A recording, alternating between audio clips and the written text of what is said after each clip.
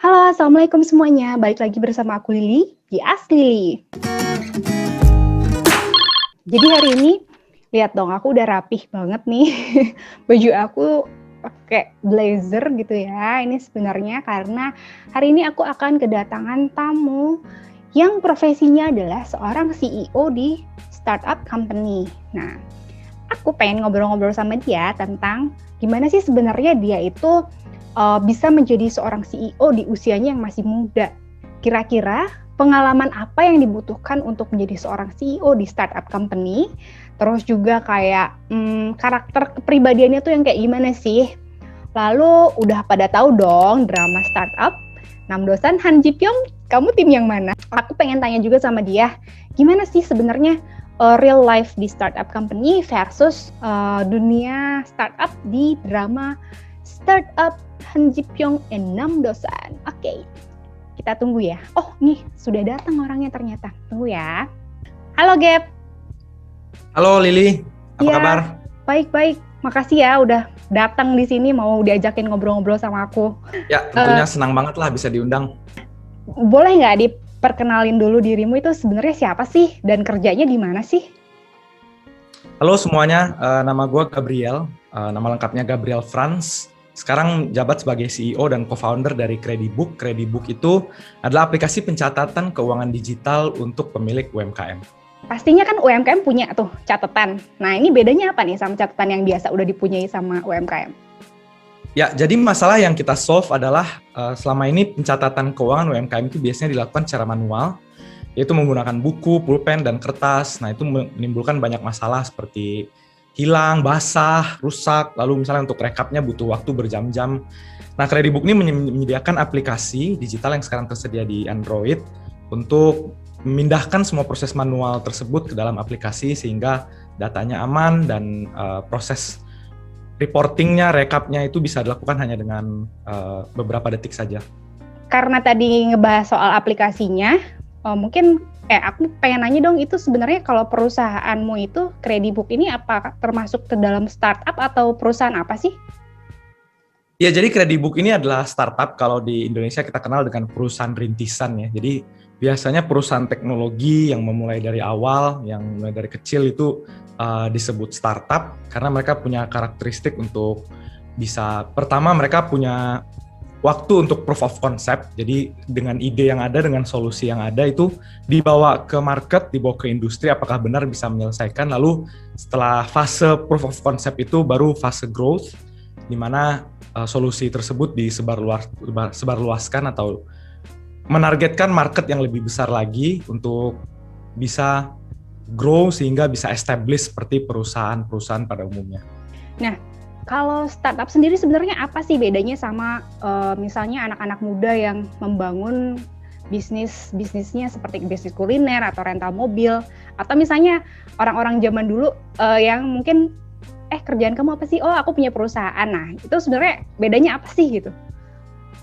Nah, mungkin kalau setelah menjalani ya startup ini ada target lah sebenarnya, ada masalah yang mau dipecahkan gitu. Kalau bisnis pada umumnya definisi bisnis kan tentunya mengambil keuntungan dengan value yang di-add gitu, dengan added value yang ditawarkan lalu mengambil profit kan. Nah, sementara kalau untuk startup itu biasanya di awal tidak langsung membahas profit gitu. Jadi ada seperti yang udah kita bahas sebelumnya, ada waktu untuk misalnya proof of concept, cari user, cari market segment, testing produknya ke market. Nah, dalam fase tersebut sampai menjadi profit, bedanya startup itu adalah dia bergerak dengan cepat dan yang ditargetkan itu tentunya solusi gitu, solusi yang bisa digunakan orang setiap hari. Sementara kalau misalnya bisnis kuliner atau katakanlah pabrik gula, itu kan bisnis konvensional yang dimana tidak perlu dites lagi gitu. Gula ya untuk memaniskan gitu, garam ya untuk memberi rasa asin, sementara makanan ya untuk dimakan gitu. Jadi inovasinya mungkin incremental, di mana kalau startup itu justru inovasinya itu yang memberikan nilai di dalam produknya. I see. Berarti emang kayak sesuatu yang baru dan memang butuh diteskan gitu ya, diuji coba. Benar, biasanya kalau benar-benar solusi yang baru itu beda dengan konvensional, dan bisnisnya pun cara ngeran bisnisnya, cara bikin organisasinya beda banget misalnya dengan bisnis-bisnis konvensional. Lanjut, mungkin penasaran juga sih, dirimu usianya kayaknya masih under 30 ya? Iya, masih 28 tahun di sekarang. Usia yang sangat muda sekali untuk menjadi seorang CEO ya. Muda sih relatif ya, kalau dibanding dengan usia yang 40-an ya muda, tapi dibanding dengan ada juga anak-anak yang baru lulus kuliah langsung udah run startup ya udah termasuk tua sih. Oh iya, oke.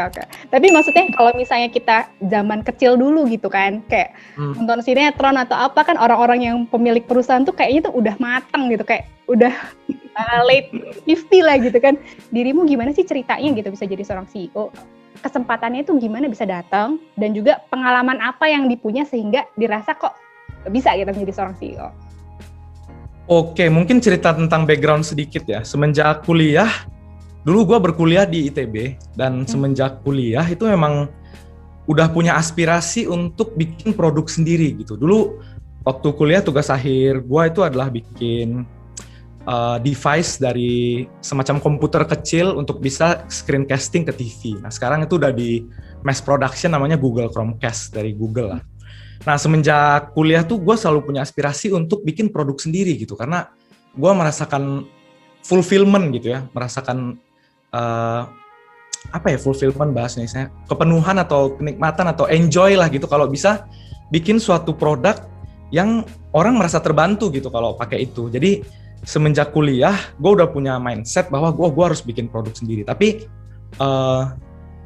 nggak pernah tahu caranya karena kuliah ya kebayang lah, nggak tahu gimana dunia pekerjaan, blank lah gitu.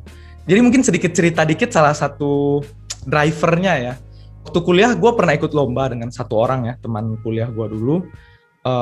Nama lombanya Urban City Solution, Digital Solution gitulah. Jadi yang ngadain Korea, atas nama Never kalau nggak salah yang punya Line. Nah, jadi itu kita kasih solusi untuk mengatasi solusi digital untuk mengatasi masalah-masalah di perkotaan. Nah, dulu gue waktu di Bandung, gue ngerasa kalau gue nunggu angkot itu kadang 5 menit, kadang 1 jam gitu. Nah, itu menurut gue masalah kan. Jadi waktu itu kita bikinlah sebuah solusi bahwa kita bisa track angkot itu ada di mana aja dan trayeknya apa aja. Untuk mengatasi satu, kita bisa tahu ETA atau waktu estimasi untuk menunggu angkot datang, karena kita bisa lihat di map gitu ya, di aplikasinya. Dan yang kedua, kita bisa optimize rutenya. Kita bisa tahu kayak orang nunggu di mana aja, karena si aplikasinya ini namanya Bus Angkot dulu. Nah, singkat cerita aplikasinya itu juara 2, dapat hadiah dolar lah pokoknya untuk ukuran mahasiswa dulu. Itu luar biasa lah, apalagi dulu gue sebenarnya pas mahasiswa tuh banyak dapat beasiswa lah, jadi pas-pasan dan dapat hadiah kayak gitu tuh luar biasa. Tapi dulu nggak tahu gitu cara realisasiinnya, cara lempar produk ini ke market tuh bener-bener nggak ngerti. Jadi udah ditinggalin aja idenya. Lalu 1-2 tahun setelah itu muncullah aplikasi namanya Trafi. Mungkin Lili pakai juga ya Trafi. Itu di Jakarta kayaknya semua orang yang di halte Transjakarta itu lihatnya pasti aplikasi Trafi. Dan dulu disitulah semacam sakit hati kali ya. Kayak wah ini kan ide gua dulu gitu. Coba kalau gua dulu bisa execute, bisa lempar produk ini ke market. Mungkin sekarang orang semua pakai aplikasi gua, bukannya pakai aplikasi Trafi, yang mana Trafi itu juga aplikasi dari Europe sebenarnya gitu. Jadi itu even bukan dari Indo. Nah, dari situ timbul keingintahuan lah gimana sih cara bikin produk. Makanya join ke startup kecil karena gua dulu pengen lihat gitu. Gimana sih cara run company, gimana sih cara bikin produk. Makanya build karirnya dari awal tuh product management, karena memang benar-benar tertarik bikin produk dan punya aspirasi pengen bikin produk sendiri. Dan sepanjang karir dulu sempat di Kudo, di acquire by Grab, namanya Grab Kios. Itu pertama kali belajar lah gimana, waktu join masih 60-70 orang, jadi dapat spektrum cukup luas. Dan di sana juga dapat mentor. Nah itu kuncinya juga sih, dapat mentor dan dapat network lah dengan orang-orang yang menurut gue banyak ngajarin, orang-orang hebat lah yang sekarang jadi CEO juga di market. Lalu kedua, waktu itu belajar di Building and Apartment Mobile Management System namanya BAMS, sampai sekarang masih ada. Di situ belajar B2B, lalu setelah itu pindah ke Traveloka untuk dapat gambaran nggak cuma di Indonesia doang, dulu Traveloka di Southeast Asia. Jadi kuncinya yang pertama keingintahuan sih, harus ada curiosity untuk explore. Kalau nggak ada curiosity, belajar itu kan sesuatu yang capek kan. Sementara kita kalau untuk mau tahu hal yang baru ya mau nggak mau cara satu-satunya belajar. Nah kalau kita punya curiosity, belajar itu jadi sesuatu yang nggak jadi beban gitu. Yang kedua mentor sih. Di usia muda ini, even Jack Ma bilang sendiri, di usia 25-30 kan carilah bos yang tepat gitu. Regardless industrinya, regardless kerjaannya apa, carilah mentor yang tepat. Karena benefits of having a good mentor itu, pertama ada banyak hal di dunia ini yang nggak bisa didapetin di buku dan di Google gitu ya, dan itu cuma bisa didapetin dari pengalaman orang.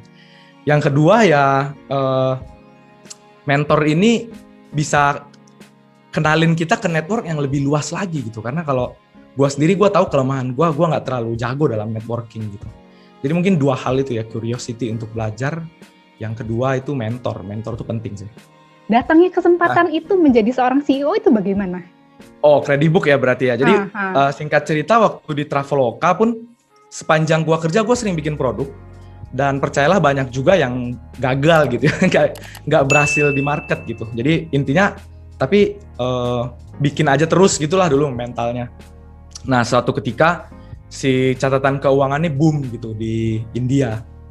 Dan di Indonesia banyak investor yang nyariin. Disitulah kesempatan, kebetulan udah punya prototype dan udah punya produk catatan keuangan yang sama, karena kita lihat ini juga masalah gitu ya di industri. Jadi waktu di Traveloka dihubungin salah satu investor lah, dan di situ momennya dapat investment, dan nggak pikir panjang karena gue waktu itu udah tahu apa yang gue pengen.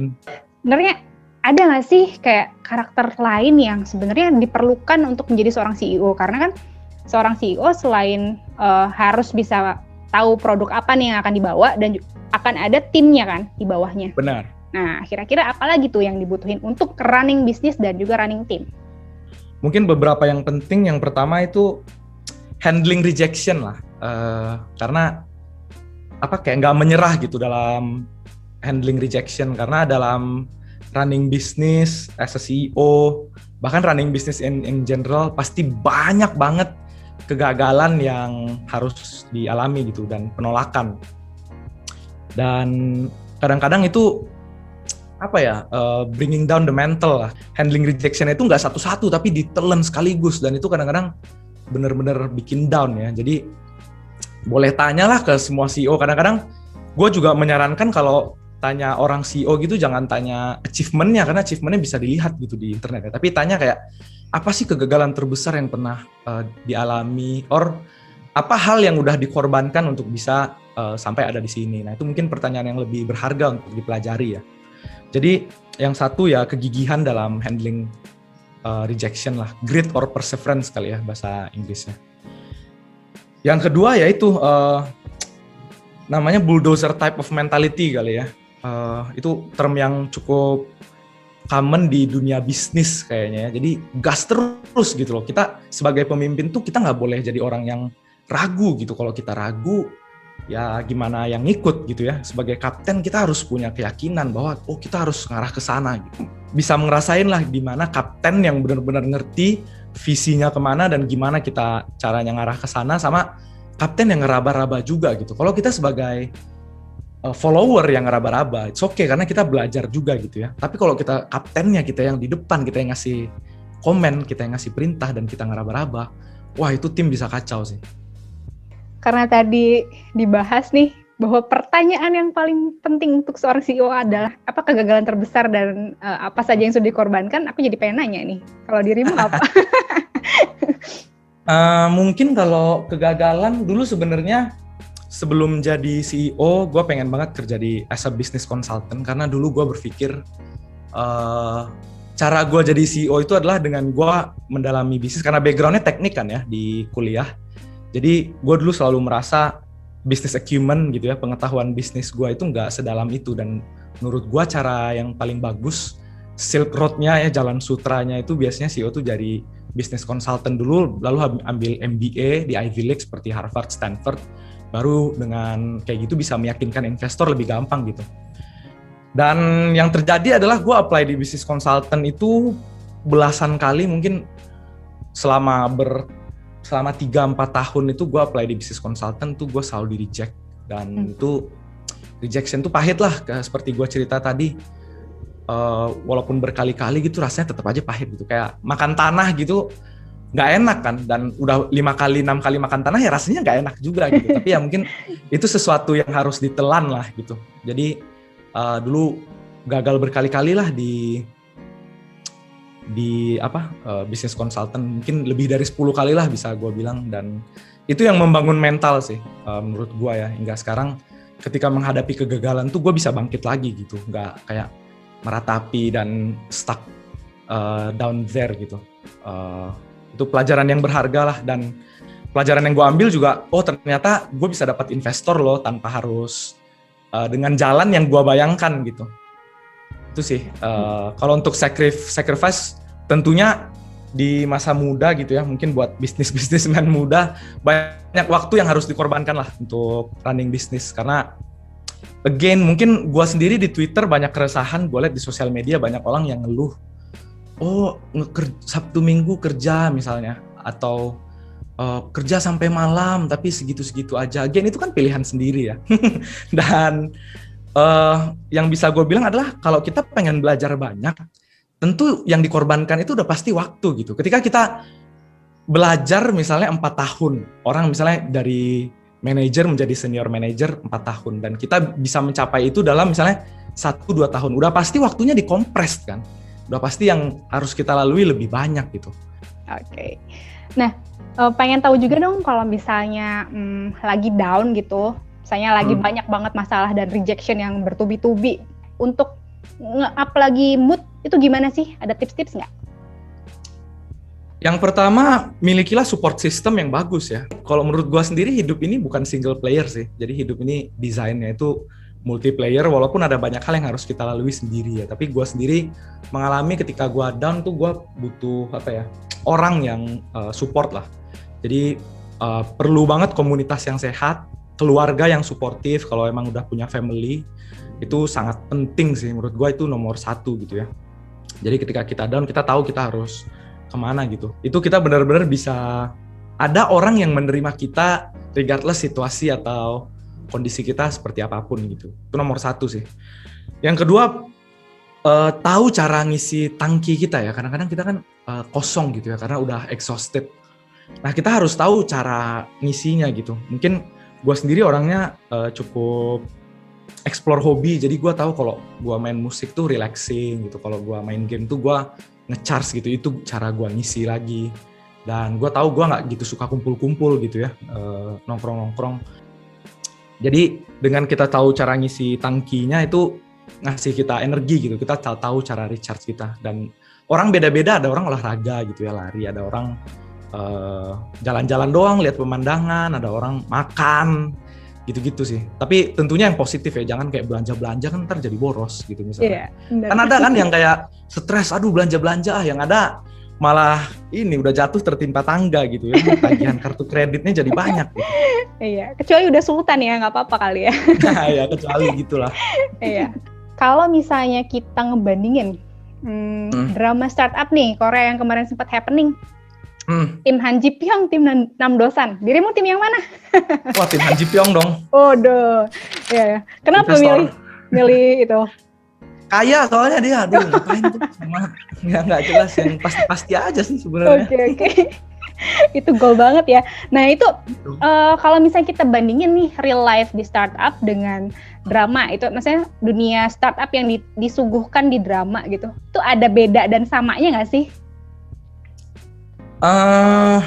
Menurut gua sendiri semenjak ada startup drama itu ya, orang tuh makin familiar dengan dunia startup sih. That's a good point ya. Karena kayak gue nggak perlu jelasin kayak, ada investor, ada engineer, dan ada banyak hal yang sama lah. Dan kayak misalnya heavy banget di engineer, dan diceritakan juga kan kayak dosen itu awal-awal juga susah ya. Startup itu, jangan bayangin startup itu kayak gampang dapat ketemu investor gitu, dikasih duit, terima kasih, habis itu kerja. Enggak sih. Jadi startup tuh justru namanya mulai bisnis, regardless bisnis apapun, mau startup, mau jualan makanan, mau jualan sepatu gitu, itu pasti banyak, kayak gue bilang tadi, banyak rejection, banyak failures gitu. Dan mungkin itu depicted cukup bagus lah ya di dramanya. Tapi yang banyak hal juga beda sih, kayak apa ya? Kayak nyari orang gitu, misalnya nyari orang tuh nggak semulus di film. Itu kan film ya, episodenya terbatas gitu ya. Jadi kayak orang tuh datang dengan mudahnya gitu ya. Tapi in real life nyari orang, dan apalagi startup masih early itu cukup tricky lah. Harus yang punya visi yang sama, culture yang sama, attitude yang bagus, and so on. Dan ada banyak hal lah, kayak misalnya product development. Mungkin itu kan fokusnya banyak di drama keluarga dan percintaan ya, makanya gue gak gitu suka ya. Sebenarnya kan challenges yang dihadapin oleh startup itu bukan itu gitu loh. Challenges yang dihadapi startup itu lebih ke bisnis lah, dan itu mungkin yang kurang depicted. Tapi more or less ada banyak kesamaan, dan bagusnya itu memberi gambaran lah untuk early startup gitu. Oke. Kehadiran seorang Han Ji Pyong yang adalah seorang mentor itu bagi dirimu juga terasa ya, mentor itu penting ya? Oh iya banget, jadi itu mungkin cukup dekat lah. Dan dengan gue pribadi sendirinya, gue sendiri punya investor yang juga act as a mentor. Dan investor itu kayak gitu, omongannya pedas gitu. Jangan dibayangkan kayak teman ya. Makanya butuh support system. Kalau support system ketika kita gagal kan, nggak apa-apa, coba lagi, lu pasti bisa gitu kan. Tapi kalau in business nggak kayak gitu sih. Gue sendiri kalau nggak mentor orang, gimana, mana angkanya, where's the result gitu, mana goalnya, nggak bisa, ini kita belum achieve, harus keep pushing. Karena kalau nggak kayak gitu, ya nggak ada yang nge-push lagi. Jadi emang harus pedes gitu, dan bukan pedes sih, tapi harus speak the truth lah gitu, dan harus blatantly jujur dan being upfront gitu. Dan itu yang terjadi sih memang, dan itu diperlukan. Dan sebagai orang yang ngeran bisnis gitu ya, sebagai CEO itu harus siap buat nelan kayak gitu, harus dengerin. Kalau enggak, kalau misalnya take it personal, sakit hati, ya nggak bisa maju bisnisnya. Itu pilihan masing-masing lah. Kalau misalnya soal mitos-mitos yang muncul nih soal startup, kayak misalnya jam kerjanya fleksibel lah, terus kayak bebas lah, terus apa ya, banyak fasilitas lah di kantor apa segala macam. Menurut dirimu gimana nih dengan real life startup? I see. Kalau untuk mitos yang pertama berarti yang jam kerja fleksibel ya. Gue sendiri berangkat dari startup ya. Jadi gue pas awal kerja itu di startup yang sangat kecil, dan even di Traveloka itu I can say culture-nya masih terasa lah startupnya.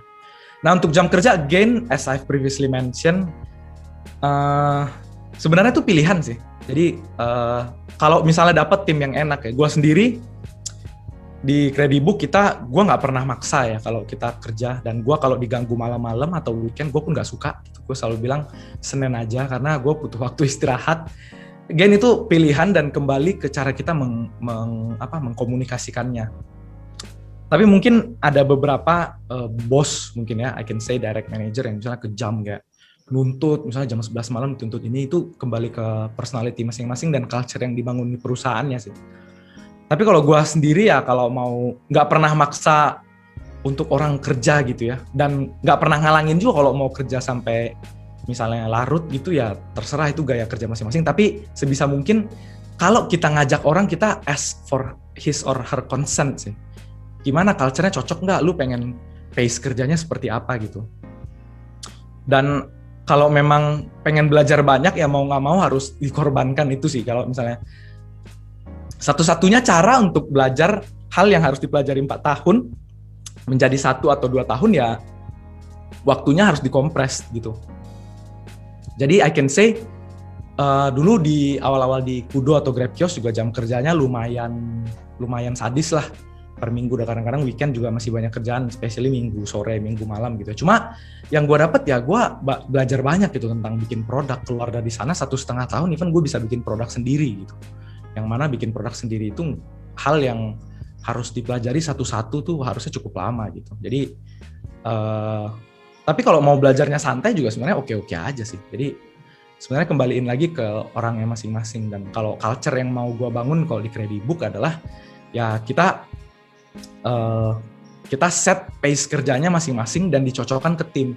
Kalau lu kerjanya santai, ya jangan ngalang-ngalangin orang mau kerja misalnya weekend gitu ya, terserah dia gitu kan. Tapi kalau lu mau kerja weekend, jangan maksa orang juga gitu loh buat kerja weekend, orang itu belum tentu mau. Jadi cari middle ground di mana pace satu tim itu kerjanya bisa oke, gitu sih. Oke. Berarti tapi bisa disimpulkan secara umum sebenarnya emang lebih fleksibel daripada kayak perusahaan pada umumnya ya, maksudnya yang udah established gitu loh.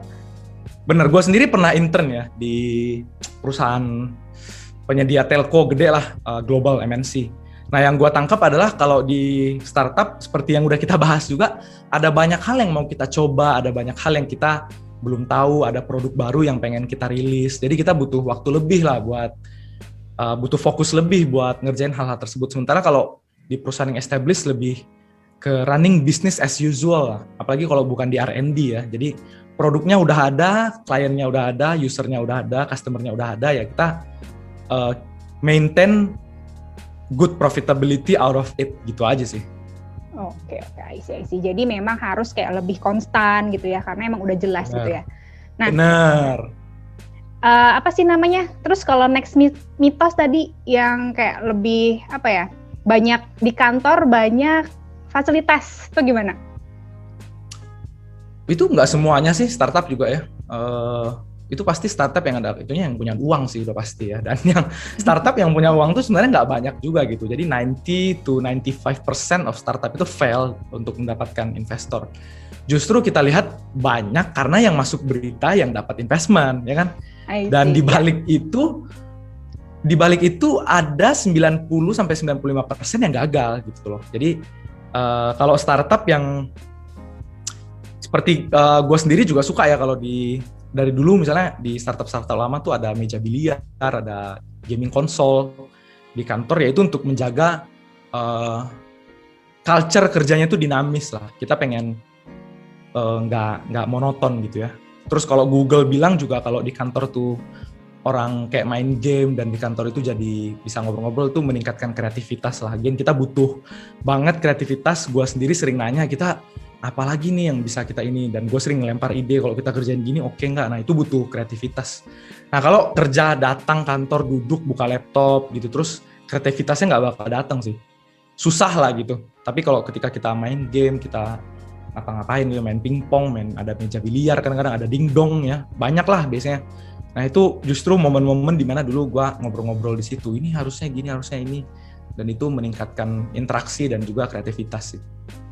That's my take ya, mungkin berbeda-beda untuk setiap orang sih. Ada juga yang mungkin gue nggak tahu ya, tapi ada juga yang mungkin supaya orang di kantor terus biar kerja terus, mungkin ada juga. Tapi kalau gue sih tujuannya bukan itu ya. Even sekarang kita udah WFH setahun gitu, kalau mau kerja di rumah ya lebih bagus. Kita mendukung program juga gitu. Di startup ini pastinya kan banyak anak-anak muda dong. Ya. Nah, gimana sih kesan-kesannya bekerja bersama dengan anak-anak muda gitu? Kalau untuk poin positifnya adalah speednya selalu cepet ya, dan itu sesuatu yang dibutuhkan startup sih. Dan itu lumayan kerasa lah, ada di mana orang speednya masih oke, dan di mana kayaknya udah mulai lambat gitu ya, udah mulai kayak business as usual. Yang kedua yaitu idenya banyak, kayak anak-anak muda tuh selalu berani menantang status quo gitu, selalu kayak kita kok gini terus ya, kayaknya ini nggak oke deh, kayaknya ini kita bisa improve. Nah itu benar-benar bagus, dan gue sangat suka dengan mental dan attitude seperti itu, karena kalau nggak ada orang yang berpikir kayak gitu ya nggak akan ada email, nggak akan ada Instagram gitu, nggak akan ada sosial media gitu, nggak akan ada mobil listrik. Justru hal-hal seperti itu timbul karena ada orang-orang yang menantang status quo, dan itu dimulai dari hal-hal kecil gitu, kayak gimana kalau kita ubah dari 2 halaman aplikasi menjadi 1 halaman, dan dari hal-hal kecil, gimana kalau kita gabung tombolnya, gimana kalau kita show pembayarannya di depan, gitu-gitulah. Nah, mungkin downside-nya pada suka instan mungkin ya, yang gue lihat. Nah, gue tuh selalu percaya bahwa nggak ada yang namanya overnight sukses gitu. Gue sangat-sangat nggak percaya.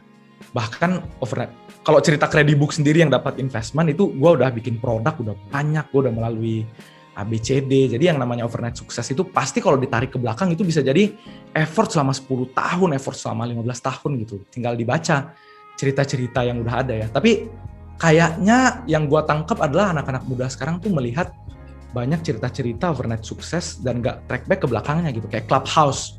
Clubhouse itu 10 bulan, 11 bulan langsung jadi unicorn. Padahal 10 tahun ke belakang dia udah bikin 9 produk dan 9-9-nya gagal gitu loh.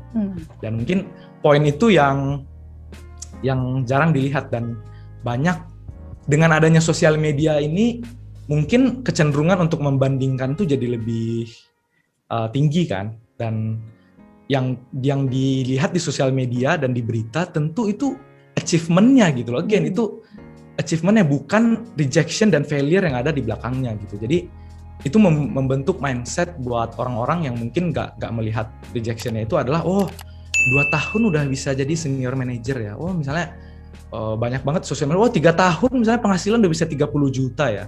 Padahal poinnya bukan itu gitu loh. Poinnya bukan itu gitu. Poinnya adalah, dan banyak juga yang kayak 1-2 tahun, gue expert di sini. Gue aja udah 5 tahun di product management, gue nggak merasa expert sih gitu. Ada banyak hal yang perlu masih dipelajarin gitu. Jadi mungkin gue selalu menanamkan itu kalau gue bertemu anak-anak muda lain, or even ke diri gue sendiri, bahwa yang penting itu konsistensi dan perseverance sih, bukan kayak achievementnya apa. Kalau misalnya kita udah bisa melakukannya secara konsisten, resultnya itu will come by itself lah. Itu kali ya keresahan gue juga ya terhadap Gen Z terutama. Iya.